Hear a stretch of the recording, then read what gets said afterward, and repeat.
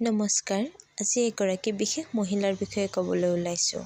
আশা কৰিছোঁ সকলোৱে ভিডিঅ'টো চাই ভাল পাব।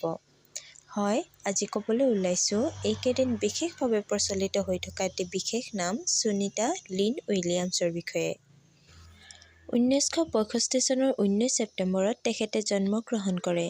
তেওঁ এগৰাকী আমেৰিকান মহাকাশচাৰী আৰু যুক্তৰাষ্ট্ৰৰ নৌসেনা বিষয়া। এগৰাকী মহিলা হিচাপে তেওঁ বেছি সংখ্যক আৰু বেছি সময় মহাকাশ ভ্ৰমণ ৰেকৰ্ডৰ অধিকাৰী। তেওঁ 7 বাৰকৈ মুঠ 50 ঘণ্টা 40 মিনিট মহাকাশ ভ্ৰমণ কৰিছিল। তেওঁক এক্সপেডিশ্যন 14 আৰু এক্সপেডিশ্যন 15ৰ সদস্য হিচাপে আন্তৰ্জাতিক মহাকাশ কেন্দ্ৰ নিযুক্তি দিয়া হৈছিল। 2012 চনত তেওঁ এক্সপেডিশ্যন 32ত ফ্লাইট ইঞ্জিনিয়াৰ আৰু তাৰ পাছত এক্সপেডিশ্যন 33ত কামাণ্ডাৰ হিচাপে কাম কৰে। তেওঁ যদিও আমেৰিকাৰ বাসিন্দা আছিল, কিন্তু তেওঁৰ পিতৃ ডক্টৰ দীপক পাণ্ডিয়া আমাৰ দেশ ভাৰতবৰ্ষৰ গুজৰাটৰ মেহছানা জিলাৰ চুলাছানাৰ বাসিন্দা আছিল। তেওঁৰ বিষয়ে আৰু কিছু কথা আপোনালোকলৈ এটা লং ভিডিঅ'ত অহাকাইলৈ লৈ আহিম।